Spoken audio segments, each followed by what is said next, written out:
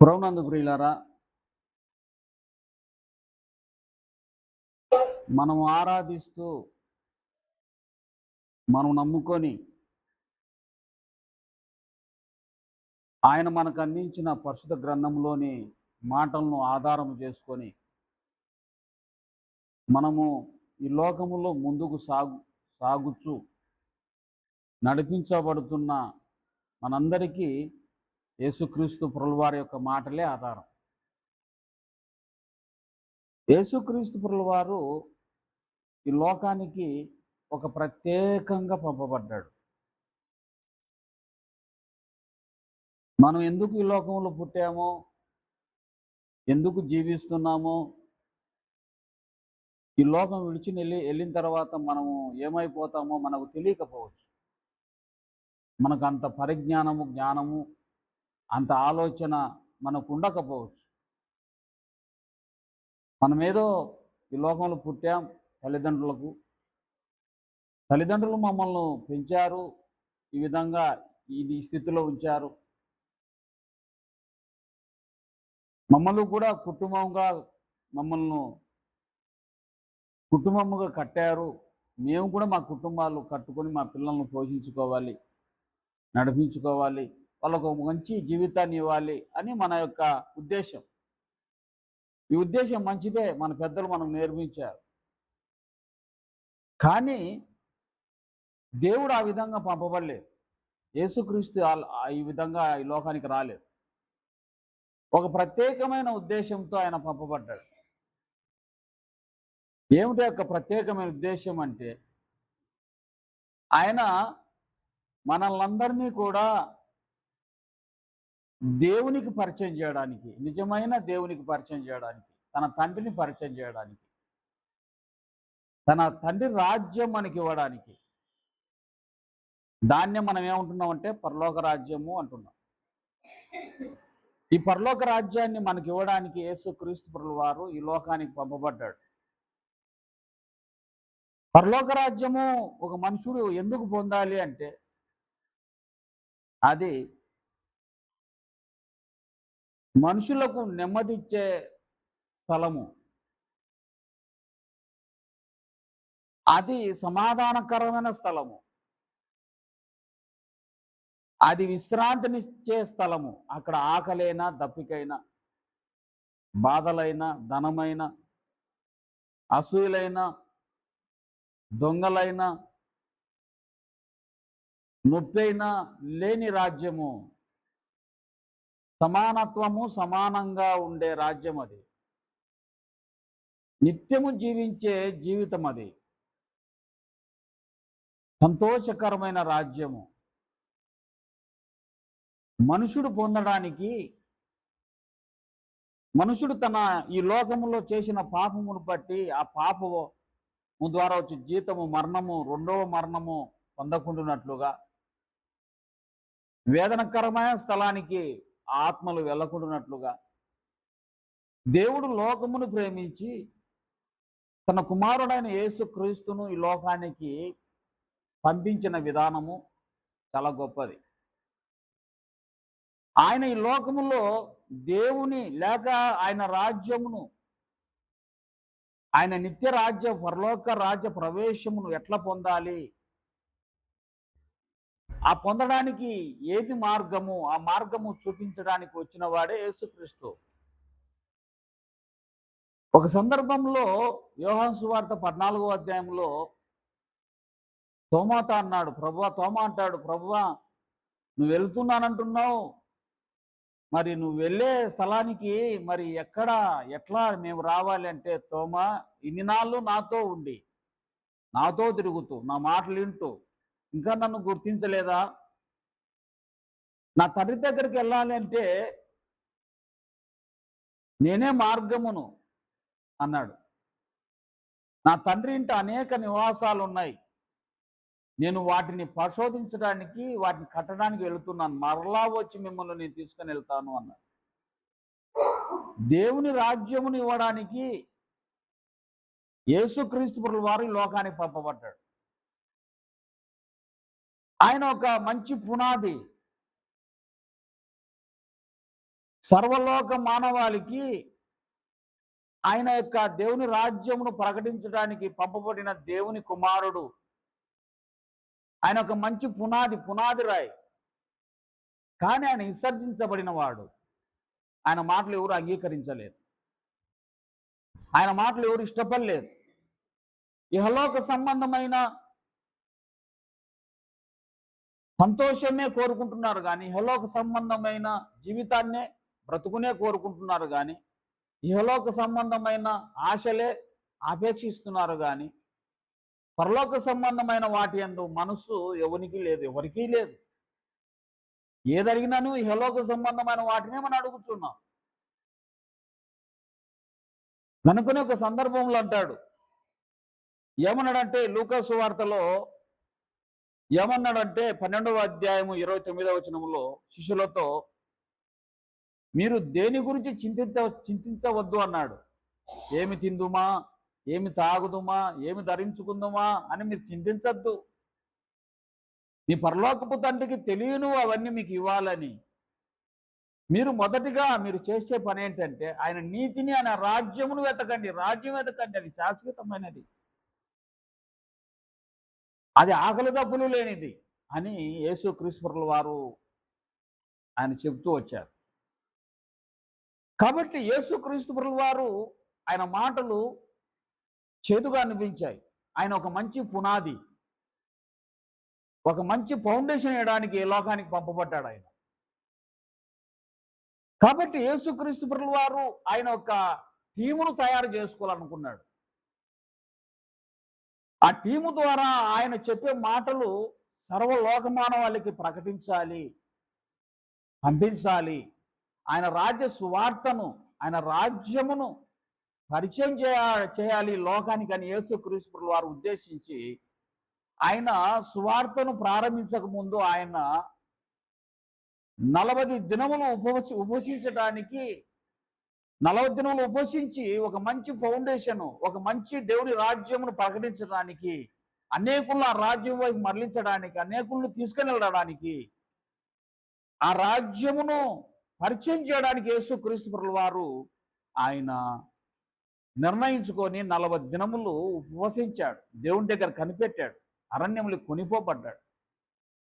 దేవుని రాజ్యం కొరకై ఆయన పంపబడిన ఉద్దేశాన్ని దేవుని సన్నిధిలో విన్నవించుకొని ప్రార్థించుకొని ప్రారంభించాలి అని ఆయన 40 దినములు ఉపవసించాడు. ఉపవసించినప్పుడు అది ఎక్కడ రాయబడిందంటే లూకా సువార్త 4వ అధ్యాయంలో రాయబడింది. మత్తయి సువార్త 4వ అధ్యాయంలో రాయబడి ఉంది. మనం ఏదైనా ఒక మంచి కార్యమును చెయ్యాలని నిర్ణయించుకున్నప్పుడు, మనం మంచిగా ఉండాలని నిర్ణయించుకున్నప్పుడు, మనం మంచిగా మాట్లాడాలి అని నిర్ణయించుకున్నప్పుడు, మంచి చేయాలి అని నిర్ణయించుకున్నప్పుడు, ఒక ప్రత్యేకంగా మన జీవితం మలుచుకోవాలని మనం ఆలోచించినప్పుడు, ప్రత్యేకంగా దేవుని బిడ్డగా నన్ను నేను సరి చేసుకుంటూ జాగ్రత్తగా పరిశుద్ధంగా నా నడవడిక, నా మాట, నా పరివర్తన జాగ్రత్తగా చూసుకోవాలనుకున్నప్పుడు ప్రియులరా శోధనలు ఎక్కువ వస్తాయి. శోధకుడు శోధిస్తాడు అన్ని విషయాలలో. మనం లోకస్తుల వలె లోకానుసారంగా మనం ఉంటే మనం ఎవరు పట్టించుకోరు. సపోజ్ నేనే చెడిపోయిన వాడనై తాగి ఎక్కడైనా పడిపోతే, ఎక్కడైనా అలర్చిలరగా ఉంటే నన్ను ఎవరు అరిసే వాళ్ళు ఉన్నారు. ఏమిరా నువ్వు ఇట్లా పాడైపోతున్నావే, ఎందుకురా ఇట్లా నువ్వు నీ జీవితాన్ని పాడు చేసుకుంటున్నావే, ఎందుకు తాగి ఇక్కడ పడిపోయావే, నీ భార్య బిడ్డలను వదిలిపెట్టేసి వాళ్ళు తింటున్నారా లేదా అని అడిగేటోళ్ళు ఎవరు ఉండకపోవచ్చు. మనం మంచిగా జీవించాలనుకున్నప్పుడు మనల్ని ఏలెత్తి చూపే వాళ్ళు ఎంతమందో, మన వెనకల గుసగుస మాట్లాడే వాళ్ళు ఎంతమందో, మనల్ని చెడ్డగా మాట్లాడాలి ఎంతమందో, మనల్ని బాధ పెట్టేవారు ఎంతమందో. ఇది లోక తీరు. మనం మంచిగా ఉండాలని ఒక మంచి ఉద్దేశంతో మనం ఏదైనా మనం ప్రారంభించాలనుకున్నప్పుడు ప్రారంభించడాన్ని, ఆ పునాదిని పడగొట్టడానికి, కదిలించడానికి, ఆ ఉద్దేశాన్ని నిర్వీర్యం చేయడానికి అపవాది శోధకుడు ప్రయత్నం చేస్తాడు. లోక సంబంధులైన అపవాది అనుసరించు వారు కూడా అపవాది చేత శోధించబడి ఆ ప్రణాళికలో ముందుకెళ్లే వాళ్ళను పడగొడుతూ ఉంటారు. జాగ్రత్తగా ఉండాలి. దేవుని వాక్యం వింటున్న మనం జాగ్రత్తగా ఉండాలి. యేసుక్రీస్తు కూడా 40 దినములు ఉపవసించినప్పుడు ఆయన ఉపవసించినప్పుడు ఆయన 40 దినములు చాలా ఆకలి కొన్నాడు ఆయన. చాలా ఆకలి కొన్నాడు. ఆకలి కొన్నప్పుడు చూడండి బైబిల్ గ్రంథం తెరిచి లూకాసు వార్త 4వ అధ్యాయము. లూకాసు వార్త 4వ అధ్యాయము. నేను చదువుతాను మొదటి వచనం. యేసు పరిశుద్ధాత్మ పూర్ణుడై యోర్దాను నుండి తిరిగి వచ్చి 40 దినములు ఆత్మచేత అరణ్యములో నడిపింపబడి అపవాది చేత శోధింపబడుతుండెను. ఆ దినములలో ఆయన ఏమీ తినలేదు. అవి తీరిన తర్వాత ఆయన ఆకలి కొనగా అపవాది, నీవు దేవుని కుమారుడవైతే రొట్టెలగునట్లు ఈ రాతితో చెప్పుమని ఆజ్ఞాపించమని చెబుతున్నాడు. దేవుని యేసుక్రీస్తు ప్రభుల వారు ఈ లోకములో పంపబడిన ఆయన పునాది వేయాలనుకున్న ఉద్దేశం వేరు. ఆయన ప్రారంభించాలనుకున్న పని వేరు. ఆయన రాజ్యం కొరకై ఆయన ఉపవసించి ప్రారంభించాలనుకున్న ఆ యొక్క ప్రారంభపు దినములలోనే, ఆయన నిర్ణయించుకున్న దినములలోనే, స్థిరపడ్డానికి 40 దినాలు ఉపవాసం ఉన్న ఆ సందర్భంలోనే శోధకుడు వచ్చి శోధిస్తూ ఉన్నాడు. మన జీవితాలలో కూడా జాగ్రత్తగా ఆలోచించాలి. వాక్యం మన కొరకు రాయించబడింది. నువ్వు ఏదైనా ఒక నిర్ణయం తీసుకొని ఉపవసించాలనుకున్నావా, ఏదైనా పని చేయాలనుకున్నావా, ప్రభు కొరకు, నీ రక్షణ కొరకు, నీ విశ్వాసం బలపడడానికి, నీ కుటుంబాన్ని కట్టుకోవడానికి ఒక నిర్ణయం, ఒక మంచి ఫౌండేషన్ వేసుకోవాలనుకొని ఒక నిర్ణయాత్మకమైన ఒక ఉద్దేశాన్ని నువ్వు నిర్ణయించుకున్నప్పుడు ఖచ్చితంగా శోధకుడు అంటే అపవాది వస్తాడని కాదు, కానీ ఏదో ఒక రూపేణ ఏదో ఒక వ్యక్తుల ద్వారా, భార్య కావచ్చు, భర్త, అన్నదమ్ములు, పిల్లలు కావచ్చు, లోకంలో దేని ద్వారా అయినా మనం శోధించబడతాం. మనల్ని ఉండనివ్వకుండా పడగొట్టడానికి ఎన్నో ప్రయత్నాలు జరుగుతాయి. జాగ్రత్తగా ఉండాలని ఈ వాక్యం నిన్ను హెచ్చరిస్తూ ఉంది. విశ్వాసువైన నిన్ను హెచ్చరిస్తూ ఉంది. యేసుక్రీస్తు ఒక మంచి విశ్వాసంతో ఆయన దేవుని రాజ్యమును ఫౌండేషన్ వేయడానికి ఆయన ఒక మంచి ఉద్దేశంతో ఉన్నప్పుడు అపవాది వచ్చి అంటా ఉంది, నువ్వు ఇన్నాళ్ళు ఉపవాసం ఉన్నావు కదా, నీ ఉద్దేశము అని దేవుడు విన్నాడు కదా, నీ దేవుడు నీకు ఒకవేళ ఆయన శక్తిని ఇచ్చినాడా లేదా, నీ మాట విన్నాడా లేదా, నీ ప్రార్థన విన్నాడా లేదా, నువ్వు ఆకలి కొన్నావు కాబట్టి నీ ఉద్దేశము సఫలమవుతుందో లేదో ప్రయత్నం చేయి. ఈ రాళ్లను రొట్టెలు చేసుకుని తినమని ఆజ్ఞాపించమని. ఈ రాళ్లను రొట్టె తీసుకుని ముందు కడుపు నింపుకో. నీ కడుపు నింపని దేవుని రాజ్యం నీకెందుకు? నీ కడుపు నిండితేనే కదా నువ్వు ఏదైనా చేయగలుగుతావు. లోక సామెత ఒకటి ఉంది, కోటి విద్యలు కూటి కొరకే, మళ్ళీ ఆ కూడు దేనికో, కడుపు నింపని ఆ కూడు ఎందుకో. ఉదయం తింటే మధ్యాహ్నం తింటే సాయంత్రం ఆకలి కొంటూనే ఉంటాం. కడుపు నింపని ఆ కూడు ఎందుకో. యేసుక్రీస్తు అన్నాడు, మనుషుడు రొట్టె వలన మాత్రము కాదు కానీ దేవుని నోటి నుండి వచ్చి ప్రతి మాట వలన జీవిస్తాడు. హల్లెలూయా. దేవుని ఉద్దేశం వేరు. అందుకని పౌలు అన్నాడు ఒక మంచి మాట, రోమిలకు రాసిన పత్రిక 14వ అధ్యాయము. రోమిలకు రాసిన పత్రిక 14వ అధ్యాయం 17వ వచనం. దేవుని రాజ్యము భోజనమును పానమును కాదు గాని నీతియు సమాధానమును పరిశుద్ధాత్మ అందలి ఆనందమునై ఉన్నది అన్నాడు. దేవుని రాజ్యము భోజనము కాదయ్యా.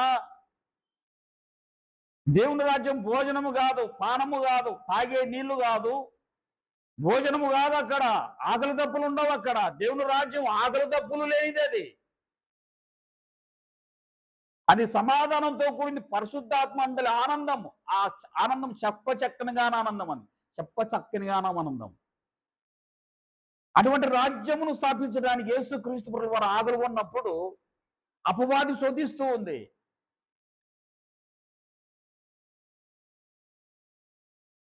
ఆహారం ద్వారా మనుషుడు నిత్యం బ్రతకడయ్యా. నిత్యము జీవించే జీవితము పొందడు. అవి మనుషునికి కావాలని తండ్రికి తెలుసు. ఏ సమయంలో నాకు ఇస్తాడు ఆ సమయంలో నేను తింటాను. ఈరోజు నేను దాని కొరకు, దేవుని రాజ్యం కొరకు పంపబడిన నేను దాని కొరకు నేను ఎంపర్లాడను అన్నట్లుగా చెప్పాడు యేసుక్రీస్తు ప్రభువారు. భోజనము పానమును కాదు దేవుని రాజ్యం. ఒక సహోదరి ఎప్పుడైనా పలకరిస్తే, అమ్మా వందనాలమ్మా, వందనాలన్నా, బాగున్నారా?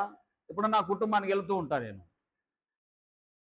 ఈరోజు సండే ఆరాధనకి వెళ్ళారమ్మా అంటే వెళ్ళాం.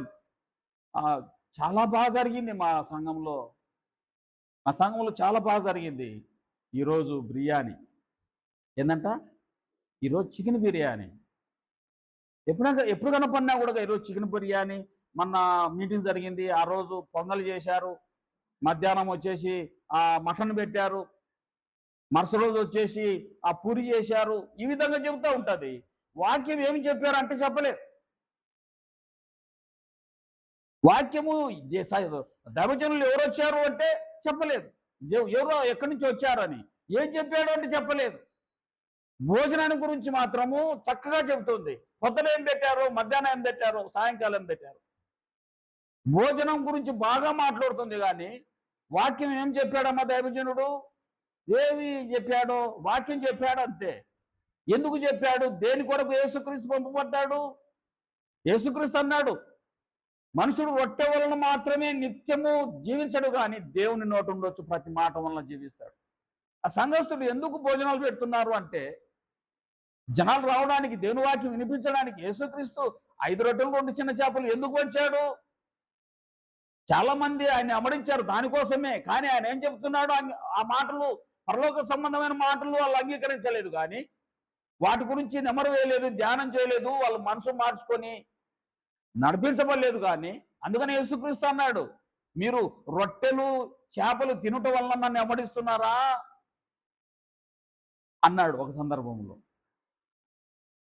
దేవుని రాజ్యము భోజనము పానము కాదు. అది ఈ లోకం మనం సంపాదించుకోవచ్చు,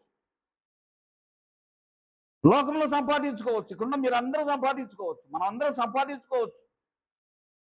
అది దేవుడు మనకు కావాలి అని తెలుసు కాబట్టి ఆయన సృష్టిలో ఇవి సృజించాడు. ఇవి మనకు కావలసినవని ఆయనకు తెలుసు. కానీ దేవుని రాజ్యం మనం సంపాదించుకోలేం, మనతో కాదది. దాన్ని ఇవ్వడానికి యేసుక్రీస్తు ప్రభువారు ఈ లోకానికి వచ్చారు. అది కాకుండా సాతాను మొదటి వాడినే పడగొట్టాలనే అపవాది పరిశోధిస్తుంది. కుటుంబంలో మొదటిగా ఉన్న దేవుని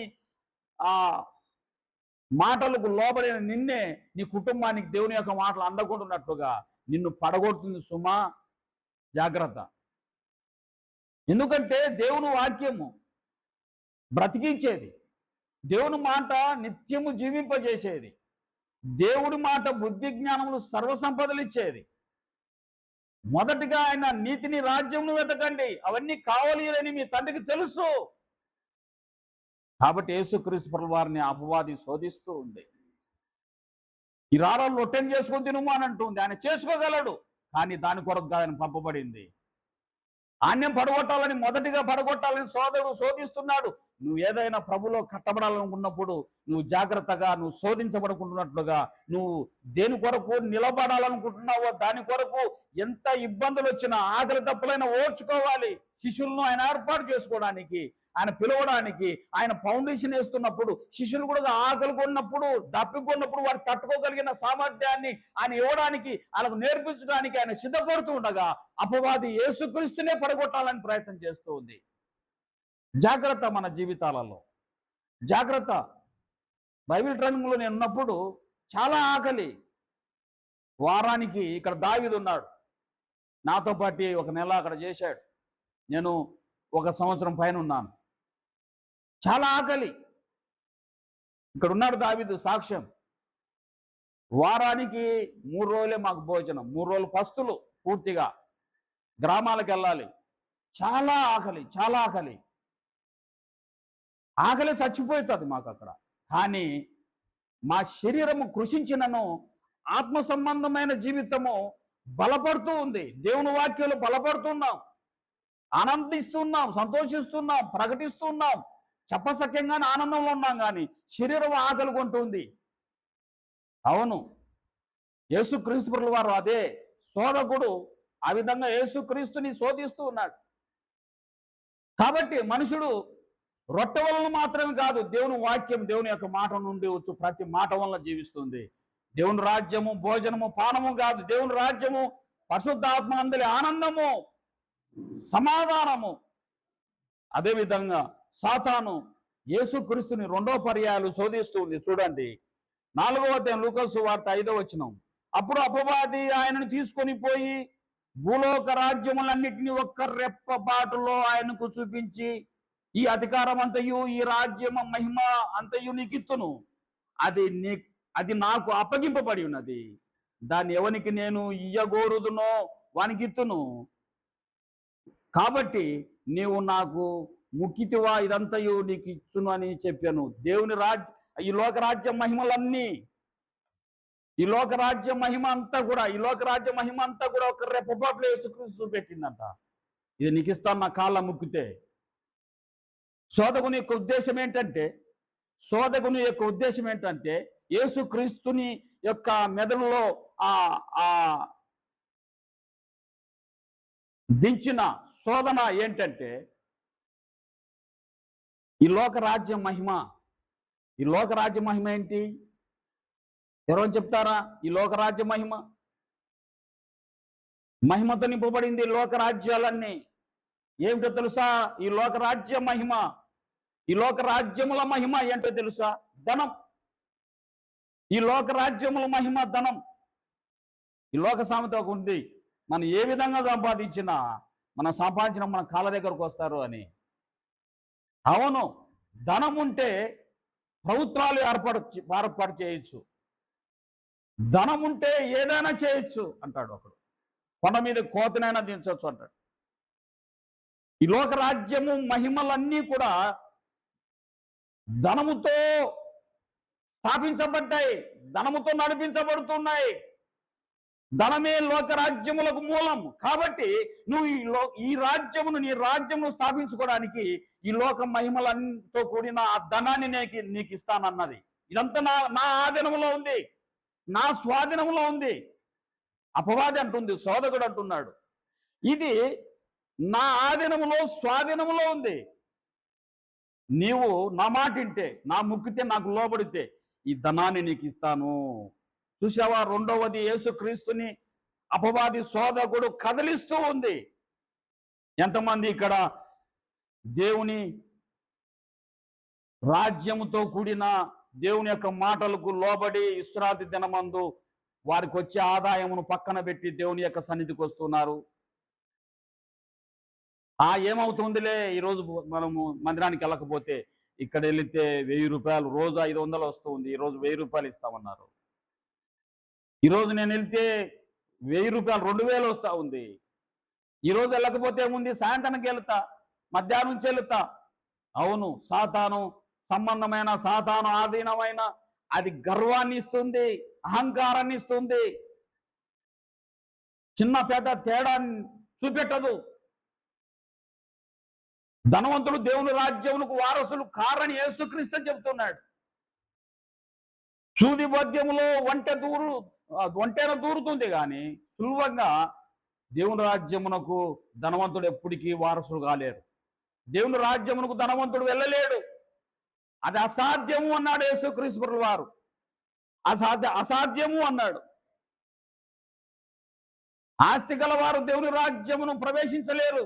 చూశారా? అపవాది ఈ భూలోక సంబంధమైన మహిమ అనేటువంటి ధనాన్ని చూపెట్టి యేసుక్రీస్తునికి నేను ఇస్తాను, నీ రాజ్యం స్థాపించుకో, నీ రాజ్యం కట్టుకో, భూలోక మహిమ ఇది. భూలోక రాజ్యములన్నీ అందరూ, రాజులందరూ దీంతోనే రాజ్యములు కట్టుకొని పరిపాలన చేస్తున్నారు. ఈ లోక రాజ్యం మహిమంతా నా దగ్గర ఉంది, నాకు స్వాధీనంలో ఉంది, ఇది నీకు ఇస్తాను. అవును, మన రాజ్యం వేరు. అది ధనముతో సంపాదించుకునే రాజ్యం కాదు, డబ్బుతో కొనగలిగిన రాజ్యం కాదు. కోట్లు పెట్టినా ఈ లోక సంపద అంతా తూచిపెట్టినా అది మనం పొందలేని రాజ్యాన్ని యేసుక్రీస్తు ఇవ్వడానికి లోకానికి వచ్చాడు. కానీ అదే చూపెట్టి యేసుక్రీస్తుని పడగొట్టాలని ప్రయత్నం చేస్తుంది. ఓ విశ్వాసి, ఓ ప్రభుని నమ్మిన బిడ్డ, దేవుని వాక్యం అర్థం చేసుకో. ధనము శాశ్వతం కాదు, కిరీటములు తరతరములు నిలవు. మనం ముందున్నవారు పూర్వీకులు, మన ముందున్నవారు కోట్లు సంపాదించారు, ఈరోజు కాలగర్భంలో ఉన్నారు. రాజ్యాలు కూలిపోయాయి, ప్రభుత్వాలు పడిపోయాయి. ధనము శాశ్వతం కాదు. దేవుని రాజ్యము ధనముతో వచ్చేది, సంపాదించుకునేది కాదు, ధనముతో స్థాపించేది కాదు. పిలాతు దగ్గర యేసుక్రీస్తు నిలబడ్డాడు. నువ్వు రాజువా అంటే నేను రాజుని అన్నాడు. అయితే నా రాజ్యము ఇహ సంబంధమైనది కాదు, ఈ సంబంధమైనది అయితే నా దూతలు, కోటాను కోట్ల దూతలు వచ్చి ఫైట్ చేసి యుద్ధం చేసి స్థాపించగలరు. నా రాజ్యం ఈ సంబంధమైంది కాదు. అది నీకు అర్థం కాదు. అది భూలోక నివాసులకు దేవుని రాజ్యం అర్థం కాదు. అది దేవుని ద్వారా, దేవుని కుమారుని ద్వారా, యేసుక్రీస్తు ద్వారా మనం పొందగలిగింది. దాన్ని యేసుక్రీస్తు తృణప్రాయంగా తృణీకరించినాడు. దాని ద్వారా దేవుని రాజ్యం స్థాపించలేదు. మూడవదిగా అపవాది, చూడండి, మూడవదిగా అపవాది 9వ వచనం. పిమ్మట ఆయన యెరూషలేమునకు తీసుకొని పోయి దేవాలయ శిఖరమున ఆయన నిలవబెట్టి, నీవు దేవుని కుమారుడవైతే ఇక్కడి నుండి కిందికి దుంకుము, నిన్ను కాపాడుటకు నిన్ను గూర్చి తన దూతలకు ఆజ్ఞాపించును. నీ పాదము ఎప్పుడైనా నువ్వు రాతికి తగలకుండా వారు నిన్ను చేతులతో ఎత్తి పట్టుకుందురని రాయబడింది కదా వాక్యములో. శోధకుడు చూడండి, యేసుక్రీస్తు ప్రభువు వారిని ఎట్లా శోధిస్తున్నాడు. మూడవది, నేను ముగిస్తాను ఇక. మూడవది శోధిస్తున్నాడు. ఏమని శోధిస్తున్నాడు? యెరూషలేము ఆ శిఖరమున నిలవబెట్టి యేసుక్రీస్తుని. అపవాదికి అంత శక్తి ఉందా? ఉంది. శోధకునికి అంత శక్తి ఉందా? ఉంది. నీవు నేనెంత? అటువంటి శిఖరమే మీద నిలవబెట్టి, నీ దేవుడు చెప్పాడు కదా గ్రంథములో, ధర్మశాస్త్రంలో రాయించాడు కదా, నీ దేవుడు చెప్పాడు కదా, నన్ను సేవించు వారిని నేను కాపాడుతానని చెప్పాడు కదా. నువ్వు దుంకు, ఆయన కాపాడుతాడు. నీ పాదములకు రాయి తగులుతుందా?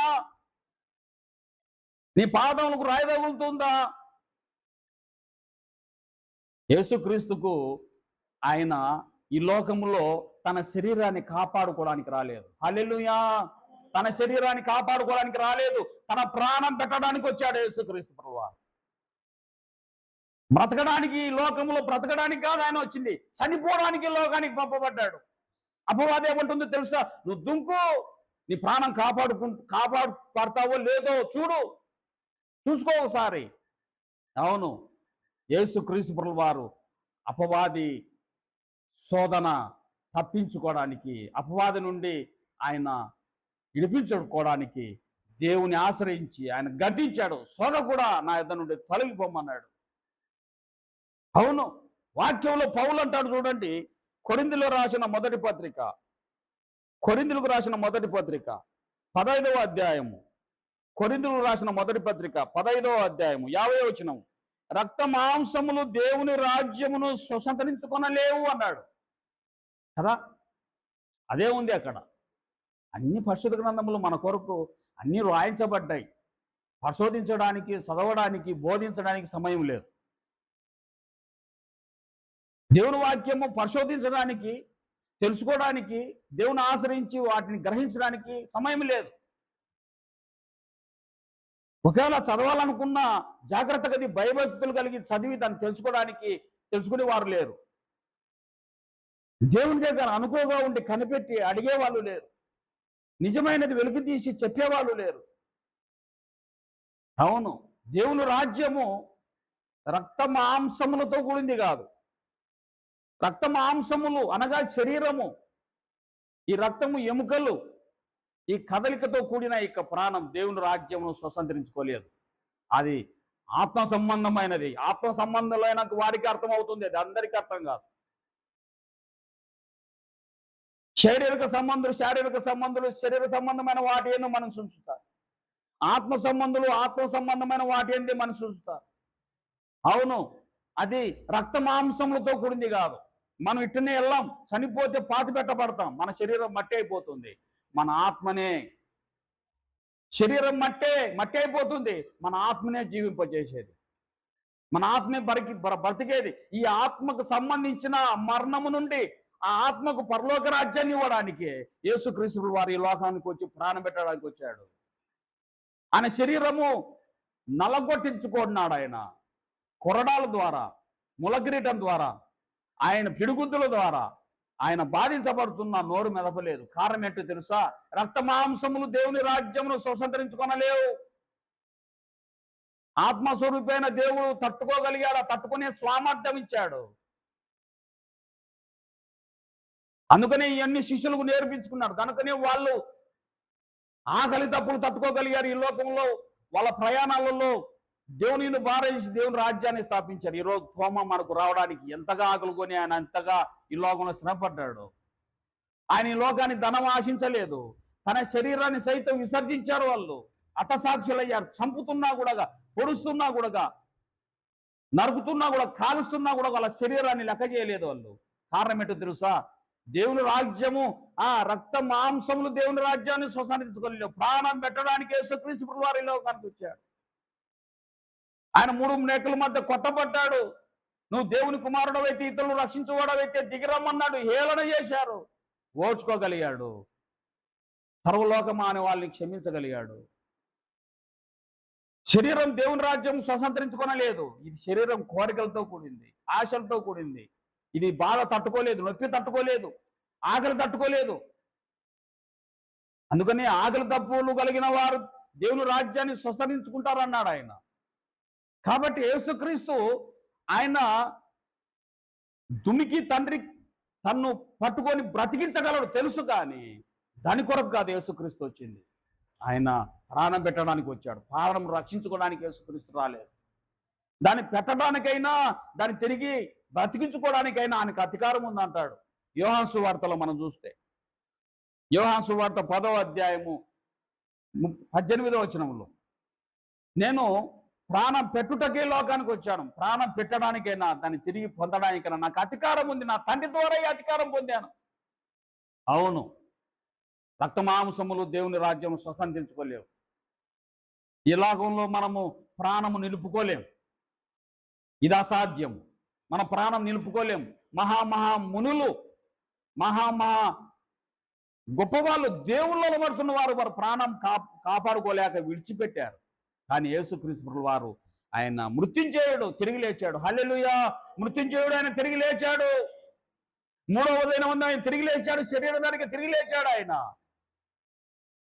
ఆయన ఈ లోకంలో తట్టుకోగలిగారు. కాబట్టి ప్రియులారా, ఏదైతే మనము నిర్ణయించుకుంటామో దాన్ని పడగొట్టడానికి అపవాది శోధించినప్పుడు నిలబడగలగాలి. యేసుక్రీస్తు వారు ఒక మంచి ఫౌండేషను, దేవుని రాజ్యాన్ని ప్రకటించడానికి పూనుకొని ఆయన పునాది వేయడానికి, శిష్యుల్ని ఏర్పాటు చేసుకోవడానికి ఆయన ప్రార్థించి ఉపవసించినప్పుడు, ఆ మంచి కార్యాన్ని కొరకై, దేవుని పని కొరకై నిర్ణయించుకొని వచ్చినప్పుడు శోధకుడు శోధించినట్టుగా తన పిల్లలను శోధిస్తుంది. జాగ్రత్త, నిన్ను శోధిస్తుంది, లోకం శోధిస్తుంది, కుటుంబం శోధిస్తుంది, సమాజం శోధిస్తుంది. నువ్వు ఎందుకు దేవునికి నమ్మకం ఉన్నావు? ఎందుకు ఆకలి కొంటున్నావు? దేవుడు నీ ఆకలి తీర్చడా? ఎందుకు లేని దరిద్రతలో ఉన్నావు? ధనము నీకు నిలబడడం లేదు. దేవుడు ఉంటే నీకు నిలబడదా? చూడండి, అందరూ ఉద్యోగాలు చేసుకుని సంపాదించుకుని మిద్దెలు కట్టుకుంటున్నారు. నువ్వు దేవునికి నమ్ముకున్న నీకేంది? శరీరానికి ఎప్పుడు రోగాలని, ఎప్పుడు ఆది ఈ బాగలే ఆ బాగలే ఎందుకు అంటుంటావు? ఎన్ని శోధనలో యేసుక్రీస్తు వాటిని భరించాడు, సహించాడు. ఆయన రాజ్యం వేరు.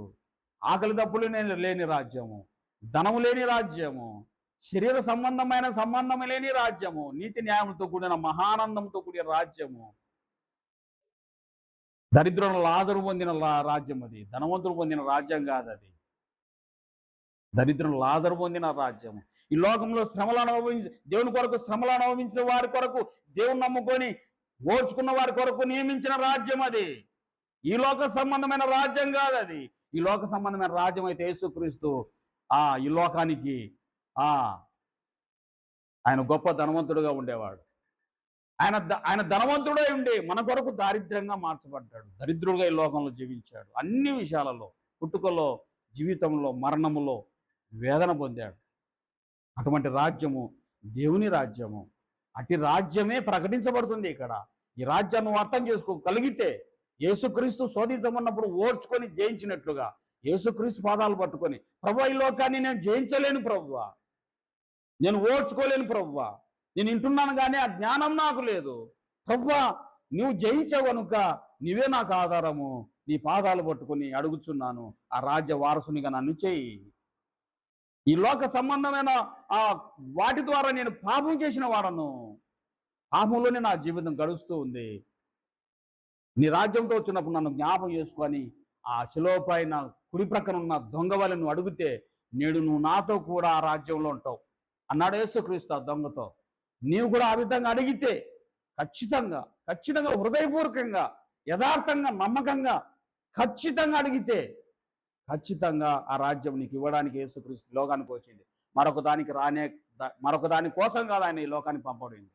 నీకు అన్నం పెట్టడానికి కాదు, ఉద్యోగం ఇవ్వడానికి కాదు, వివాహాలు చేయడానికి కాదు, ఈ లోక ధనం ఇవ్వడానికి కాదు, ఈ లోక సంపద, ఈ లోక సామ్రాజ్యాలు ఇవ్వడానికి కాదు. ఇవన్నీ కావాలని నీ తండ్రికి తెలుగు అవన్నీ మనకి ఇస్తున్నాడు ఆయన. పక్షులను పోషిస్తున్నాడు, జంతువులను పోషిస్తున్నాడు, సృష్టిలో గడ్డిని పోషిస్తున్నాడు ఆయన. అవన్నీ మనం సంపాదించుకోగలం, అదన్నీ ప్రభు మనకి రాజ్యం మనం సంపాదించుకో, దేవుని రాజ్యము. ఒక లోకమంతా సంపాదించుకుని వాని ప్రాణము పోగొట్టుకుని దేవుని రాజ్యం పోకపోతే వాడు నష్టపోతాడు. ఆ రాజ్యం ఇవ్వడానికి యేసుక్రీస్తు తన్ను తాను ఈ లోకములో సదమాయించుకొని ఆగులుకొని ధనమును విసర్జించి ఆయన తన శరీరాన్ని సైతము శిలువ పైన నలగొట్టబడి మన కొరకు ప్రాణం పెట్టి దేవుని రాజ్యం ఇవ్వడానికి దేవుని కుమారుడుగా తిరిగి రాబోతున్నాడు. ఎవరైతే ఆయన ఆధారం చేసుకొని భద్రం చేసుకొని సిద్ధపడి ఉంటారో, బుద్ధిగల కనికల వాళ్ళు ఉంటారో, వారిని దేవుని రాజ్యాన్ని తీసుకెళ్ళడానికి రెండో పర్యాయం వస్తాడు.